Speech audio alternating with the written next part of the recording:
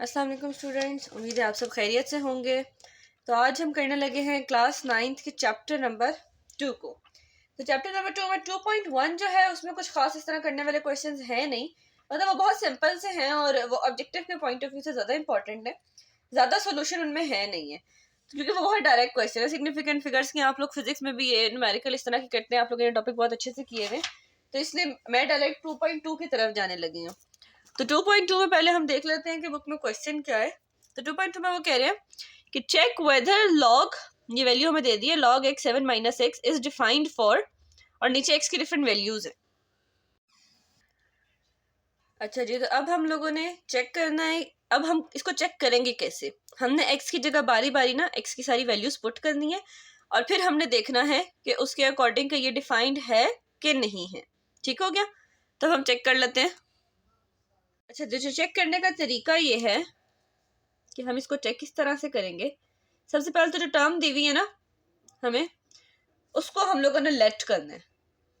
कैसे, मैं भी आप लोगों को बताती हूँ। क्वेश्चन नंबर 1 का पार्ट नंबर 1 है हमारा। पार्ट नंबर 1 में उन्होंने हमें क्या कहा है, एक्स इज इक्वल्स टू 0 है। टर्म जो हमें दी हुई है वो टर्म क्या है, लॉग, उसकी बेस में है छोटा सा एक्स एंड 7 माइनस एक्स। अब इसको लेट करने का मतलब क्या है, लेट करने का मतलब है कि हम इसके इज इक्वल टू किधर कोई ना कोई नंबर ऐड करेंगे। वो ऐड करना क्यों जरूरी है, क्योंकि हम लोगों ने जब इसको सॉल्व करना है तो हमें सबसे पहले लॉग को खत्म करना है, और फिर लॉग को खत्म करने के लिए एक रूल होता है जो मैं भी आपको पहले बताऊंगी। पहले हम इसको लेट कर लेते हैं। तो हम करेंगे let log base x 7 minus x is equals to y के इक्वल कर देते हैं। वाई कोई भी नंबर हो सकता है, ठीक हो गया, जो कि हमें नहीं पता वो कोई भी नंबर हो सकता है वाई। अब ये लेट करना जरूरी क्यों है, क्योंकि जब हमने इसको सॉल्व करना है ना तो पहले हमें इस लॉग को खत्म करना है। तो लॉग को खत्म करने का तरीका ये होता है कि लॉग की जो बेस होती है ना वो यहीं रहती है, मतलब लॉग की बेस एज इट इज रहेगी, ये इसकी जगह आ जाता है और ये इसकी जगह चला जाता है, इंटर कन्वर्जन हो जाती है। ये इज इक्वल टू के इधर आ जाता है और बेस की पावर बन जाता है और ये वहां चला जाता है। कैसे बन जाता है, जब ये आगे पीछे जगह चेंज करेंगे तो लॉग ऑटोमेटिकली खत्म हो जाएगा। तो एक्स तो एज इट इज रहेगा, ठीक हो गया, लॉग खत्म हो गया, एक्स एज इट इज रहेगा। मैंने कहा था वाई इसकी जगह आ जाएगा, तो वाई इसकी जगह जब इस साइड पे आएगा तो जो भी लॉग की बेस होती है ना इज इक्वल टू के उधर वाली चीज आके उसकी पावर बन जाती है। तो ये वाई इसकी पावर बन गई, इज इक्वल्स टू, मैंने कहा था ये उसकी जगह चला जाएगा तो 7 minus x is equals to के दूसरी तरफ चला गया, ये ऐसे। अब ये एक हमारे पास सिंपल सा फॉर्मूला बन गया है। तो अब हमने इसको करना है सॉल्व। अच्छा जी, तो सॉल्व करने का तरीका ये है कि हमें वैल्यू पता है, एक्स की वैल्यू हमें क्या दी थी क्वेश्चन के अंदर, 0। तो जहां जहां एक्स है वहां हम 0 पुट कर देंगे। तो यहाँ एक्स की जगह आ जाएगा 0, 0 की power y is equals to 7 minus 0। तो 0 की power y is equals to 7 minus 0 करेंगे तो क्या आएगा, कुछ भी नहीं आएगा, 7 ही आ जाएगा एज इट इज। तो अब हमें कैसे पता चलेगा कि उन्होंने क्वेश्चन के अंदर कहा था ना कि आपने बताना है कि log x 7 minus x defined है कि नहीं। डिफाइंड होने का मतलब ये होता है कि डिफाइंड तब होएगा जब इज इक्वल्स टू के दोनों तरफ आंसर सेम आएंगे, ठीक हो गया। तो अब यहाँ इस केस के अंदर सेम नहीं आ सकते। क्यों नहीं आ सकते, क्योंकि 0 की पावर वाई, वाई क्या है, वाई कोई भी नंबर हो सकता है, 0 1 2 3 4 सो ऑन अप टू चलता जाएगा। तो अगर हम यहाँ y की पावर 0 भी पुट करें, y को अगर हम 0 के इक्वल पुट करते हैं तो 0 की पावर 0 वो भी 0 होगा। y को 1 के इक्वल पुट करें तो 0 की पावर 1 वो भी 0 ही आएगा। 2 के इक्वल पुट करें तो भी 0, क्योंकि 0 की कोई भी पावर होगी तो आंसर तो 0 ही आएगा। तो इसलिए हर सूरत में इसको इन जनरल लिख सकती हूँ, 0 इज इक्वल्स टू 7। अब इसका आंसर इक्वल नहीं आया तो इसका मतलब इट इज नॉट डिफाइंड। तो हम लिख देंगे इट इज नॉट डिफाइंड। अगर इक्वल आ जाता तो फिर डिफाइंड होता। नॉट डिफाइंड क्यों है, क्योंकि y की वैल्यू हम चाहे जो मर्जी पुट कर ले, 0 की जो, लेकिन यहाँ पे बेस क्या है 0, तो 0 की कोई भी पावर होगी तो आंसर 0 ही आएगा। चाहे y की कोई सी भी वैल्यू पुट कर ले, चाहे 100 ही पुट कर ले, 99 पुट कर ले, तो आंसर 0 ही आएगा हर सूरत। तो इसलिए हम लोग इस नतीजे पे पहुंचे हैं कि इट इज नॉट डिफाइंड। चलिए, तो अब इसका पार्ट नंबर 2 है। पार्ट नंबर 2 में x इज इक्वल्स टू 1, यानी अब हम लोगों ने सेम उसी क्वेश्चन के अंदर x is equals to 1 put करना है। टर्म क्या थी, log x 7 माइनस एक्स, वही मेथड है। सबसे पहले हमने लेट कर लेना है, तो हम कर लेंगे let log x 7 minus x is equal to y select करने का मकसद मैं पहले ही बता चुकी हूँ, क्योंकि जब हम कन्वर्ट करेंगे तो हमें इक्वल्स टू के इधर कोई ना कोई वैल्यू चाहिए होती है ताकि हम इन दोनों को एक्सचेंज कर सकें। तो लॉग खत्म होएगा तो एक्स तो वही रहेगा, जो इज इक्वल्स टू की उस तरफ वैल्यू होएगी वो एक्स की पावर बन जाएगी, और इज इक्वल्स टू ये वहां चला जाएगा, इंटर कन्वर्जन हो जाएगी। तो ये हो जाएगा 7 माइनस एक्स। अब क्वेश्चन सॉल्व करेंगे। सॉल्व कैसे करेंगे? सिंपल, हम एक्स की वैल्यू पुट करेंगे। एक्स की वैल्यू क्या है? 1 है, तो जहां जहां एक्स है वहां 1 पुट कर देंगे। तो 1 की power y is equals to 7 minus 1, तो ये आंसर आता है 6, और 1 की पावर y। अब सेम y किसके इक्वल है? 0 1 2 3 4 5 सो ऑन, जहां तक काउंटिंग चलेगी। तो अब y की हम यहाँ पे भी कोई भी वैल्यू पुट कर लें, y की वैल्यू 1 भी पुट कर लें तो 1 की पावर 1 ही रहेगी। y की वैल्यू 2 पुट कर लें तो 1 का स्क्वायर भी 1 होगा, 1 का क्यूब भी 1 होगा, 1 की पावर 4 भी 1 ही आंसर आएगा, क्योंकि 1 को आप उससे जितनी बार भी मल्टीप्लाई करो तो वो 1 ही आएगा आंसर। फर्ज करें जैसे अगर मैं यहाँ पे ऐसे करती हूँ कि मैं y की पावर चले 4 पुट कर लेती हूँ, तो मैं कहती हूँ y इज इक्वल टू 4, तो इस टर्म के अंदर अगर मैं पुट करूँ तो वो आएगा 1 की पावर 4 इज इक्वल टू 6। 1 की पावर 4 का क्या मतलब है? 1 को 4 टाइम मल्टीप्लाई करना है, तो 1 1 जार 1 1 1 जार 1 1 1 जार 1, तो आंसर तो 1 ही आएगा। यानी 1 की कोई भी पावर हो आंसर क्या आता है? 1 ही आता है। जैसे 0 की कोई भी पावर हो तो आंसर 0 ही आएगा, सेम यही केस 1 पे भी अप्लाई होता है। 1 की कोई भी पावर हो उसका आंसर 1 ही आता है। तो हम इसको लिख सकते हैं in general 1 is equal to 6, के चाहे जो भी y की वैल्यू पुट करें आंसर 1 ही आना है। तो अब इसके according 1 is equal to 6 is equal to कहते तो दोनों इक्वल आंसर नहीं आए, तो इसका मतलब ये भी डिफाइंड नहीं है, तो हम लिख देंगे इट इज नॉट डिफाइंड। अगर इक्वल आ जाते तो फिर डिफाइंड होते, तो इट इज नॉट डिफाइंड। ठीक हो गया। अब चलते हैं इसके पार्ट नंबर 3 की तरफ। पार्ट नंबर 3 भी सेम इसी मेथड के ऊपर करना है। अच्छा जी, पार्ट नंबर 3 के अंदर है x इज इक्वल टू 6, और क्वेश्चन भी वही है, log x into 7 minus x. फिर उसी तरह सबसे पहले लेट कर लेंगे, तो let log x into 7 minus x is equal to y। अब हमने इसको कन्वर्ट करना है, जैसे हमने यहाँ पीछे कन्वर्ट किया था, तो कन्वर्ट करके आएगा x की power y is equal to 7 minus x. अब हम इसके अंदर इसका x की वैल्यू डालेंगे, तो x की पावर है 6, 6 की power y is equals to 7 minus 6, x की जगह 6 डाल दिया दोनों जगह, तो 6 की power y is equal to 7 minus 6 1। अब यहाँ भी क्या होगा जी? अब y की वैल्यू तो कोई भी हो सकती है, 0 1 2 3 4, तो अगर मैं y की वैल्यू 0 पुट करूँ, मैं यहाँ रफ वर्क में करके दिखाती हूँ, y is equal to 0 put करूँ इस इक्वेशन के अंदर, तो 6 की पावर 0 इज इक्वल टू 1। और आपको पता है किसी भी चीज की पावर अगर 0 हो तो वो 1 के इक्वल होती है, तो ये आ जाएगा 1 इज इक्वल टू 1, ये तो इक्वल आ जाएंगे, यानी डिफाइंड होगा। लेकिन यहाँ पे एक और मसला है, y की एग्जैक्ट पावर 0 तो नहीं है, y तो कोई भी नंबर हो सकता है, तो अगर मैं y की पावर 1 पुट करूँ तो 6 की पावर 1 इज इक्वल टू 1, तो 6 की पावर 1 का मतलब है 6, ये तो इक्वल नहीं आ रहे, तो हम एज अ कंक्लूजन क्या निकालेंगे? कंक्लूजन हम ये निकालेंगे कि इट इज डिफाइंड, ये डिफाइंड है, मगर उस डिफाइंड होने की एक कंडीशन है। वो कंडीशन क्या है? It is defined when y is equals to 0। अगर y 0 के इक्वल होगा, जैसे हमने यहाँ पे सॉल्व किया, y को जब 0 के इक्वल पुट किया तो ये इक्वल आ गया था, 1 इज इक्वल्स टू 1 आ गया था, तो हम यही कहेंगे कि it is defined when y is equals to 0, otherwise it is not defined. क्योंकि इसके अलावा हम कोई भी अगर y की वैल्यू पुट करते हैं तो आंसर इक्वल नहीं आता। जैसे हमने यहाँ 1 पुट की तो 1 पे इक्वल नहीं आया, तो ऑब्वियसली बात है 2 के ऊपर तो फिर 6 का स्क्वायर हो जाएगा, तो वो और भी बड़ी वैल्यू आएगी, 1 की इक्वल तो नहीं आएगी। तो इसलिए हम लोगों ने कंडीशन बता दी कि किस कंडीशन में डिफाइंड हो रहा है। किस कंडीशन में हो रहा है? It is defined when y is equals to 0, otherwise it is not defined. तो ये था इसका question part number 3, question number 1 का। अब इसके लास्ट पार्ट की तरफ चलते हैं, पार्ट नंबर 4। अच्छा जी, पार्ट नंबर 4 के अंदर एक कंडीशन दे दी है उन्होंने क्वेश्चन की भी। वो क्वेश्चन की कंडीशन क्या है? उन्होंने कहा है x is greater than and equal to 7। Greater than और इक्वल टू 7 का क्या मतलब है?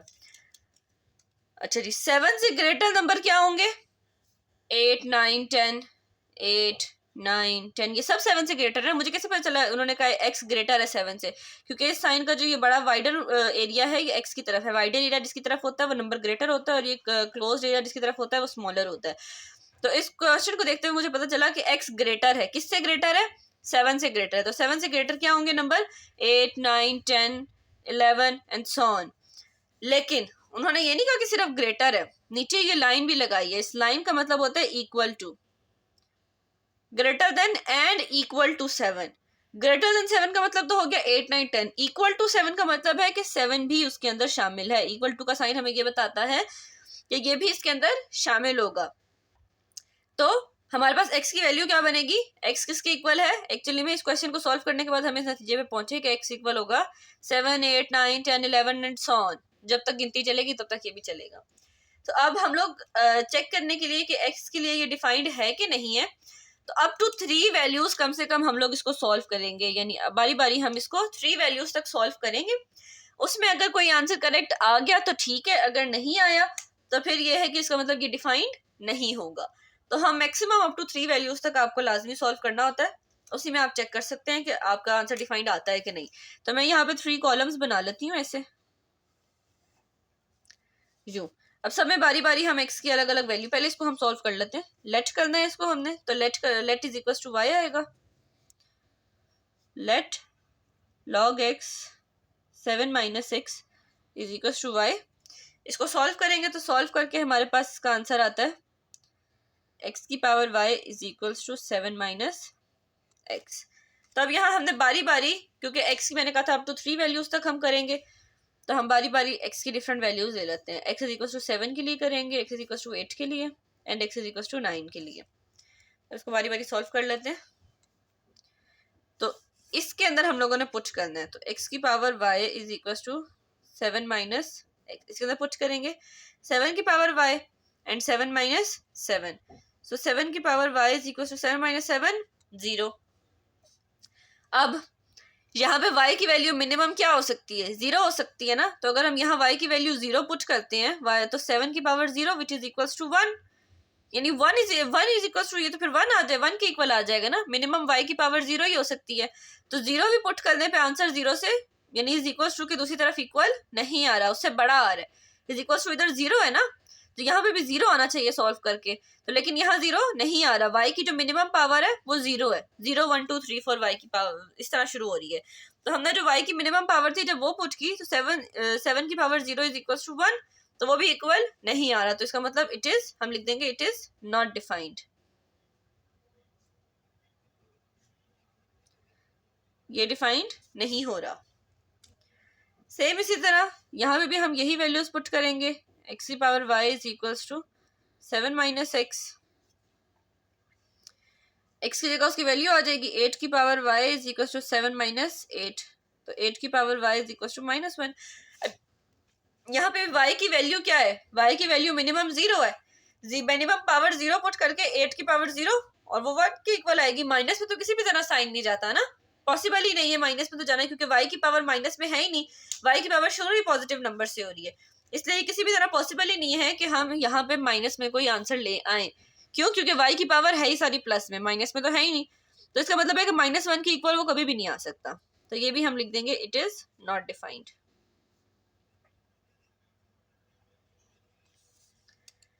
अब x इज इक्वल टू 9 के लिए चेक कर लेते हैं। तो x की power y is equal to 7 - x, 9 की पावर y 7 - 9 -2, और 9 की पावर y।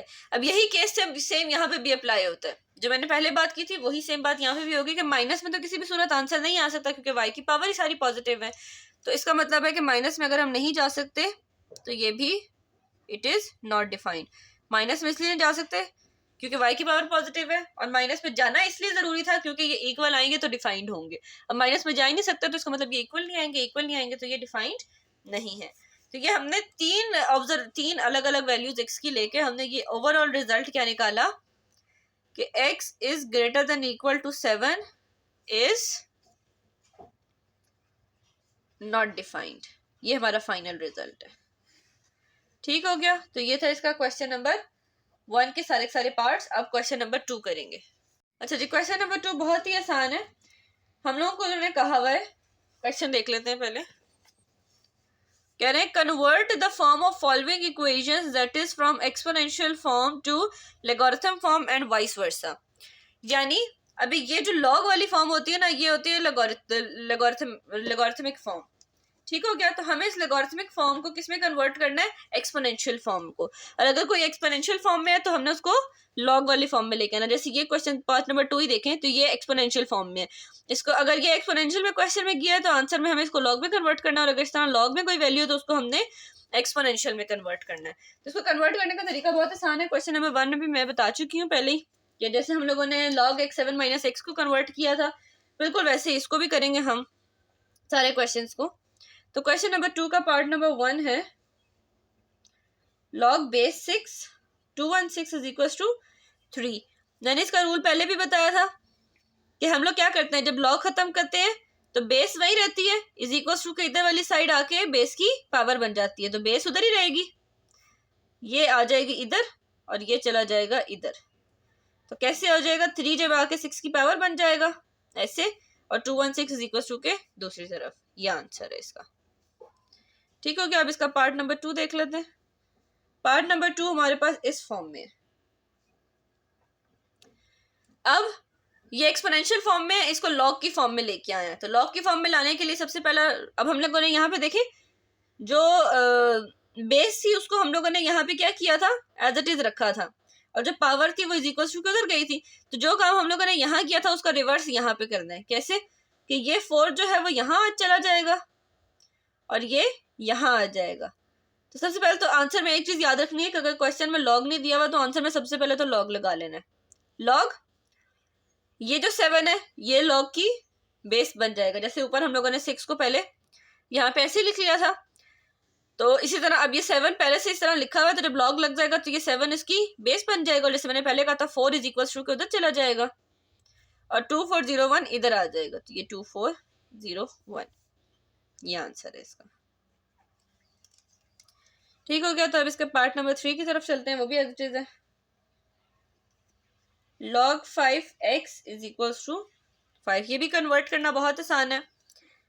log जब खत्म होगा तो बेस वही रहेगी, या कि इसकी पावर बन जाएगा और ये इधर आ जाएगा। तो 5 की power 5 is equal to x, ये आंसर। अच्छा जी, अब है क्वेश्चन नंबर 2 का पार्ट नंबर 4। b की पावर -3/4 इज इक्वल टू 1/27। अब इसके क्वेश्चन में लॉग नहीं है तो इसका मतलब है सबसे पहले आंसर में तो हमने लॉग लगा लेना है।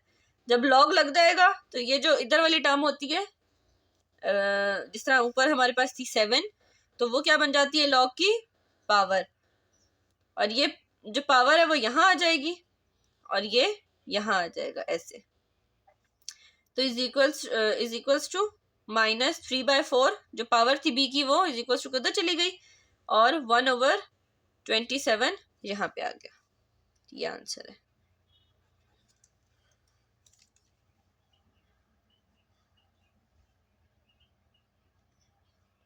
फिफ्थ पार्ट है 125 x divided by 3 is equal to 25। अब ये भी सेम वही मेथड है। अब देखिए क्वेश्चन के अंदर लॉग नहीं है तो आंसर में सबसे पहले तो लॉग लगा लेना है। लॉग लगाने का मतलब है यहाँ पे जो टर्म होगी वो तो फौरन से लॉग की पावर बन जाएगी, इज इक्वल्स टू ये जो चीज इसकी यहाँ पे पावर होगी, क्योंकि ये अब पावर लॉग की बेस बन चुकी है ना, तो बेस की जो पावर क्वेश्चन के अंदर दी होती है वो इज इक्वल्स टू की दूसरी तरफ चली जाती है, तो ये आ जाएगा x डिवाइडेड बाई 3। अब ये जो 25 था ये वापस अपनी जगह पे आ जाएगा ऐसे। ये आंसर है। ठीक हो गया। ये था पार्ट नंबर 5। अब है अगला पार्ट 6। log 10 की power 12 is equal to y। अब इस क्वेश्चन में log ऑलरेडी दिया हुआ है तो आंसर में हमने इसको log को खत्म करना है, एक्सपोनेंशियल फॉर्म लेके आनी है। तो बेस वही रहेगी, log खत्म हो जाएगा, बेस वही रहेगी, y आके इसकी पावर बन जाएगा और ये इज इक्वल टू के दूसरी तरफ चला जाएगा। तो 10 की power y is equal to 10 की पावर 12 आंसर।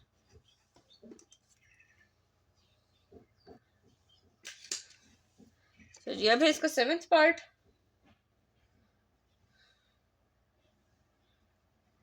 टू 256 की power x divided by 4 is equal to 1/2 64।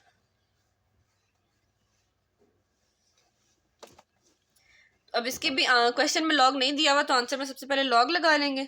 Log लगाते हैं ये चीज़ जो होती है ये लॉग की बेस बन जाती है, और जो इसकी जो बेस बनी होती है उसकी जो पावर होती है वो इज इक्वल टू की दूसरी तरफ चली जाएगी और ये वापस आ जाएगी यहाँ पे। तो 1/64 यहाँ आ गया और is equal to x divided by 4। ये आंसर है 7th। अब है part number 8।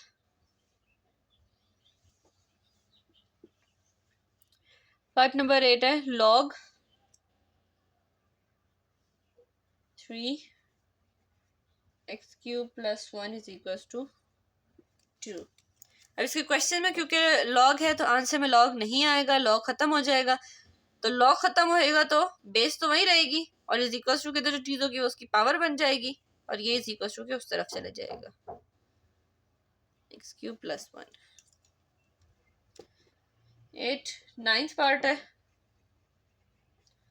log 5 2x - 3 is equal to 1।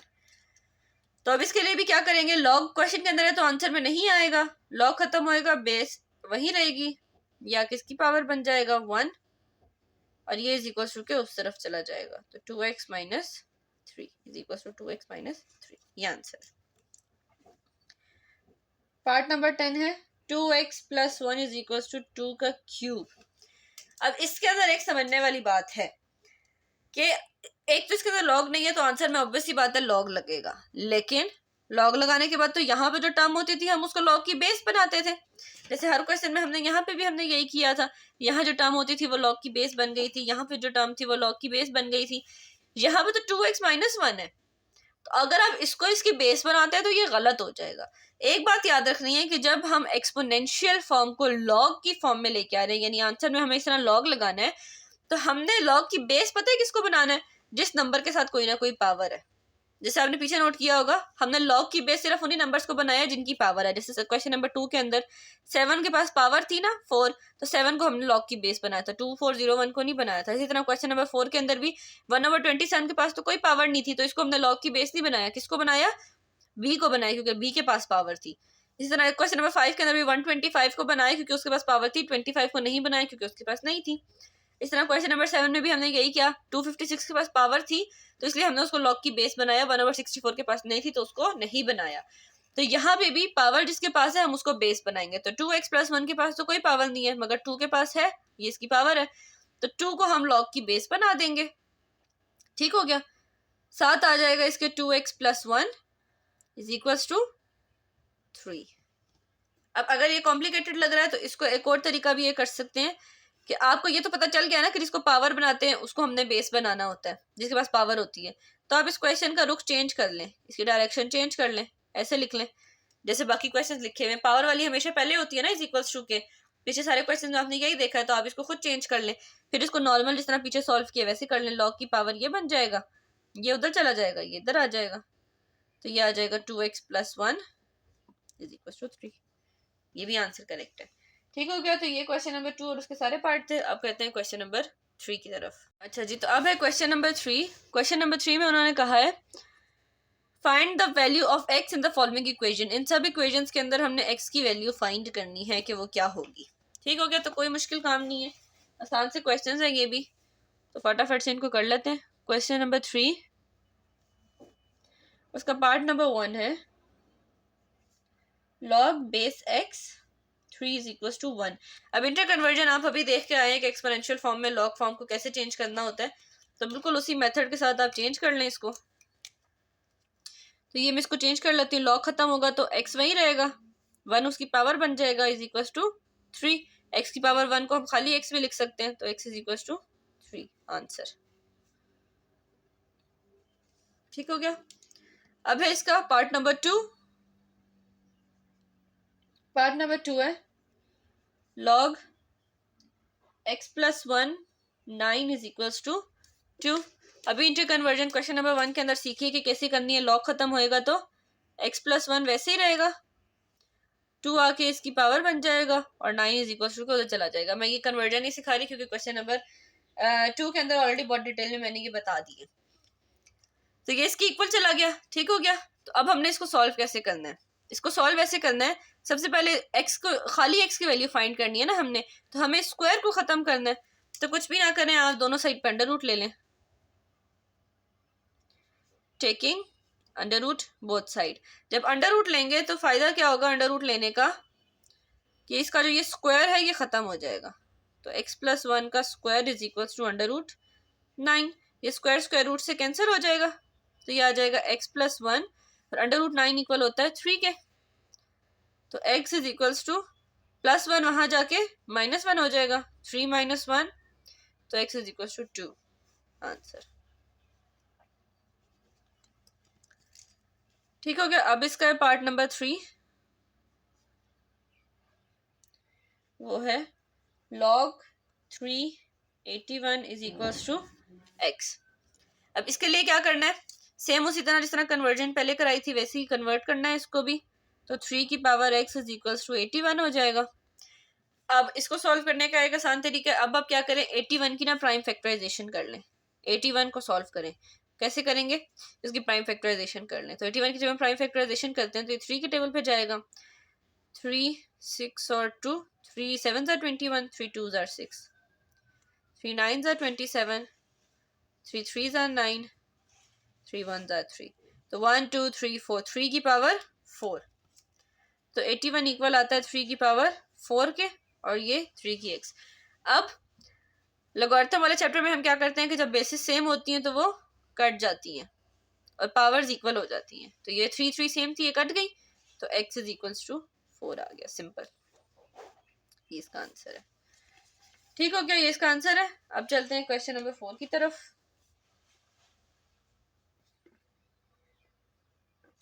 अच्छा जी, फोर्थ पार्ट है इसका, log 264 is equals to x + 1। इसके लिए भी पहले जिस तरह नॉर्मल कन्वर्ट करवाया था वैसे ही कन्वर्ट करना है। 2 और इसकी पावर बन जाएगा x + 1 इज इक्वल्स टू 64। 64 की भी प्राइम फैक्टराइजेशन कर लें। तो 2 2s are 4, 2 3s are 6, 2 6s are 12, 2 1s are 2, 2 8s are 16, 2 4s are 8, 2 2s are 4, 2 1s are 2। तो 1 2 3 4 5 6, तो ये आ जाएगा इक्वल 2 की पावर 6 के। 2 की power x + 1 is equal to 2 की पावर 6। 64 इक्वल आ गया 2 की पावर 6 से बाय प्राइम फैक्टराइजेशन। फिर बेसिस कैंसिल, पावर्स इक्वल हो जाएंगी। तो x इज इक्वल टू 6 - 1, ये +1 वहाँ जाके -1, और x इज इक्वल टू 5। ये आंसर है इसका। ठीक हो गया। तो अब है इसका अगला part, part number 5।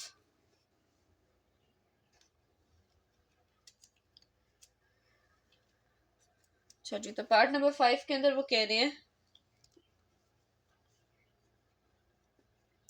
log 2 x is equal to 4। अब मैं इसको कैसे लिख सकती हूँ, कन्वर्ट करूंगी, लॉग खत्म करूंगी, तो 2 power 4 is equals to x। तो 2 की पावर 4 क्या होता है, यानी 2 को 4 टाइम मल्टीप्लाई करना है। 2 2s are 4, 4 2s are 8, 8 2s are 16, तो 16 इज इक्वल्स टू x। ये आंसर आ गया इसका। बस इतना सा सॉल्व करना था इसमें। अब लास्ट पार्ट है इस क्वेश्चन का, log 2 x² - 1 is equals to 3। फिर log को कन्वर्ट करेंगे, 2 की power 3 is equals to x² - 1। अब हम क्या करेंगे, 2 की पावर 3 किसके इक्वल होता है, 2 की पावर 3 का मतलब है 2 को 3 टाइम्स मल्टीप्लाई करना है। 2 2s are 4, 4 2s are 8, तो 8 इज इक्वल्स टू x² - 1, ये -1 वहां जाके +1 हो जाएगा, तो 8 + 1 is equals to x²। 9 is equals to x²। अब अंडर रूट ले लें बोथ साइड पे। Now taking under root both sides, तो अंडर रूट लेंगे बोथ साइड पे, तो अंडर रूट 9 इक्वल आता है 3 के, और इसका स्क्वायर अंडर रूट से कैंसिल हो जाएगा, तो x आ जाएगा, x इज इक्वल टू 3। तो ये हमने क्वेश्चन नंबर 3 के सारे क्वेश्चन में x की वैल्यू फाइंड कर ली है। अच्छा जी, तो एक्सरसाइज 1.2 का अब जो लास्ट पार्ट है, क्वेश्चन नंबर 4 जो है, वो हमें कह रहा है find the unknowns appeared in the question number 2, यानी क्वेश्चन नंबर 2 के अंदर जितने भी अननोन जिन क्वेश्चंस की वैल्यूज हैं हमें उनकी फाइंड कर लेते हैं करनी है। तो पहले हम देख लेते हैं कि किन किन क्वेश्चंस को हमें सॉल्व करके वैल्यू फाइंड करनी है। अब क्वेश्चन नंबर 1 के अंदर देखें कोई भी अननोन वैल्यू नहीं है, तो इसका मतलब इसको हमें सॉल्व नहीं करना। क्वेश्चन नंबर 2 के अंदर भी कोई अननोन वैल्यू नहीं है, तो मतलब इसको भी सॉल्व नहीं करना। अब क्वेश्चन नंबर 3 के अंदर log 5x अननोन आ गया, तो यानी इसको सॉल्व करना है, इस पे स्टार बना लेते हैं। क्वेश्चन नंबर 4 के अंदर ये b अननोन है, तो इसको सॉल्व करना है, इस पे स्टार बना लेते हैं। क्वेश्चन नंबर 5 के अंदर ये वाला x पावर में अननोन है, तो इसको सॉल्व करना पड़ेगा, इस पे भी स्टार बना लेते हैं। क्वेश्चन नंबर 6 के अंदर y अननोन है, तो इसको भी सॉल्व करना है। क्वेश्चन नंबर 7 के अंदर ये x अननोन है पावर में, तो इसको भी सॉल्व करना है। क्वेश्चन नंबर 8 के अंदर भी x अननोन है, क्वेश्चन नंबर 9 के अंदर भी x अननोन है और 10 में भी x अननोन है, तो इनको हमने सॉल्व करना है। क्वेश्चन 1 और 2 को सिर्फ नहीं करना, क्यों? क्योंकि इनके अंदर कुछ अननोन है ही नहीं, उन्होंने कहा जो अननोन वैल्यूज है सिर्फ वही फाइंड करनी है हमने। तो चलते हैं फिर इस क्वेश्चन को सॉल्व करते हैं। तो यानी हमें पार्ट नंबर 3 से सॉल्व करना शुरू करना है। Question number 4 part number 3, actually ये क्वेश्चन नंबर 4 क्वेश्चन नंबर 2 के पार्ट्स को सॉल्व कर रहा है। ठीक हो गया? तो पार्ट नंबर 3 है log 5x is equals to 5। इसकी कन्वर्जन मैंने पहले ही वीडियो के अंदर बता दी है कि इसको कैसे कन्वर्ट करना है, तो अब मैं इसको दोबारा नहीं बताऊंगी। तो इसको कन्वर्ट कर लें, log खत्म कर लेंगे, 5 यही रहेगा, ये 5 इसकी पावर बन जाएगा, इज इक्वल्स टू x आ जाएगा। ठीक हो गया? तो 5 की पावर 5, अब इसको कैलकुलेटर के ऊपर डालेंगे तो आंसर क्या आता है? तो इसको कैलकुलेटर के ऊपर डालते हैं तो आंसर आता है 3125 इज इक्वल्स टू x। तो ये x की वैल्यू निकल आई। ठीक हो गया? तो ये इसका आंसर है। अब पार्ट नंबर 3 की तरफ चलते हैं, सॉरी 4 की तरफ चलते हैं। तो पार्ट नंबर 4 है b की पावर -3/4 इज इक्वल्स टू 1/27। ये क्वेश्चन दिखने में कॉम्प्लिकेटेड लग रहा है, लेकिन एक्चुअली में कॉम्प्लिकेटेड है नहीं। तो इसमें कर क्या लेना है, सबसे पहले 27 के प्राइम फैक्टराइजेशन कर लें।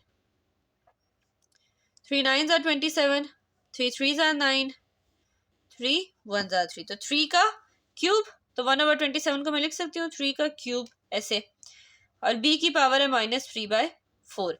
अच्छा, अब यहाँ पे अगर मैं -3/4 को स्प्लिट करूँ, कैसे स्प्लिट करूँ? b की पावर 1/4 अंदर रहने दूँ और ब्रैकेट के बाहर -3 लिख दूँ, तो असल में तो वो यही चीज बनेगी ना, ये -3 मल्टीप्लाई बाय 1 होगा तो 3 1s are 3 और -3 के साथ है तो 7 आएगा और डिवाइडेड बाय 4, यानी पावर को जस्ट मैंने स्प्लिट करके लिखा है, बनना तो वापस वही चीज है, 3 1s are 3 और डिवाइडेड बाय 4, तो इसलिए मैंने इस पावर को स्प्लिट करके लिख दी है। ठीक हो गया? कैसे स्प्लिट किया मैं यहाँ दोबारा बता देती हूँ। पावर थी -3/4, इसको मैंने स्प्लिट किया है 1/4 और -3 में, तो ये -3 जब इससे मल्टीप्लाई होगा तो 3 1s are 3 और माइनस का साइन साथ में ये आ जाएगा और 4 नीचे डिवाइड किया हुआ, तो मैंने इस पावर को ऐसे स्प्लिट करके लिख लिया है। ठीक है, इज इक्वल्स टू, अब ये 3 की पावर 3 नीचे डिनोमिनेटर में है, जब मैं इसको ऊपर लेके जाऊंगी तो ये +3 ऊपर जाके -3 हो जाएगा ऐसे।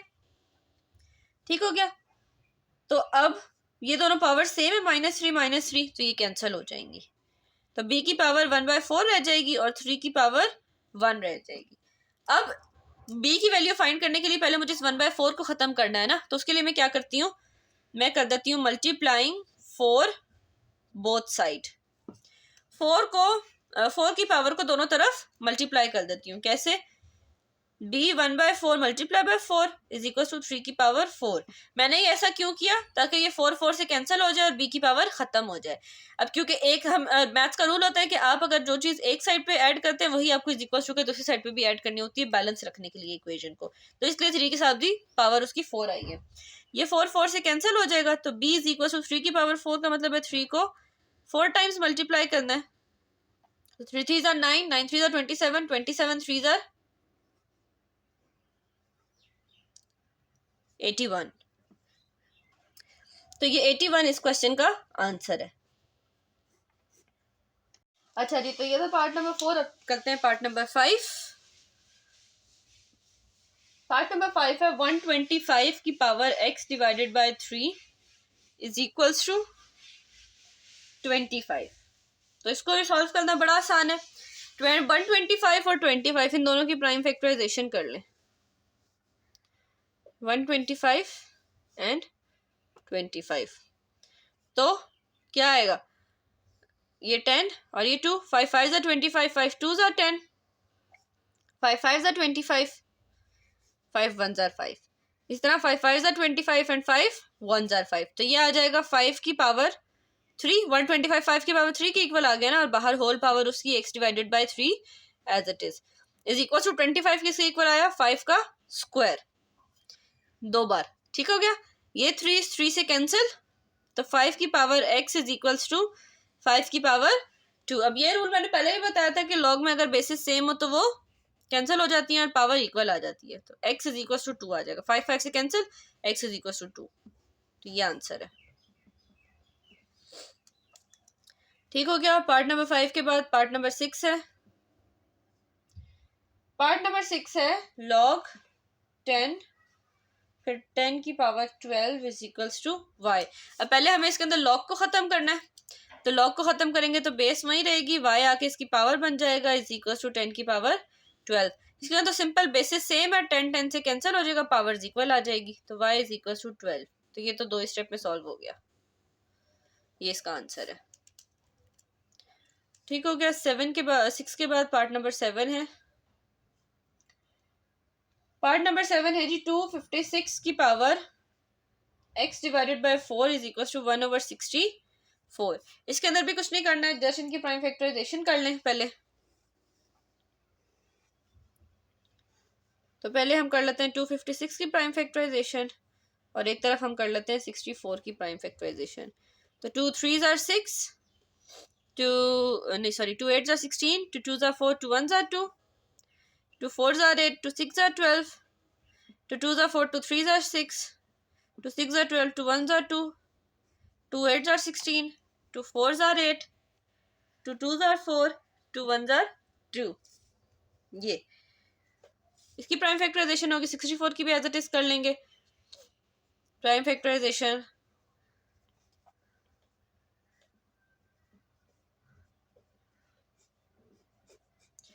तो 256 इक्वल आता है 1 2 3 4 5 6 7 8।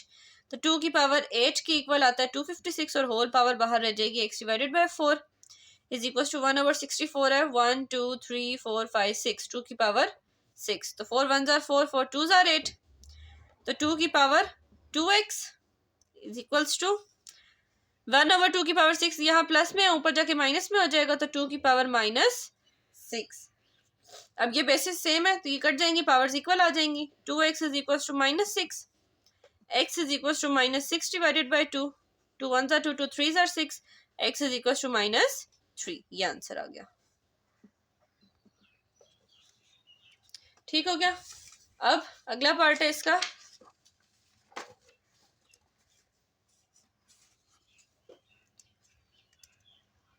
Part number 8।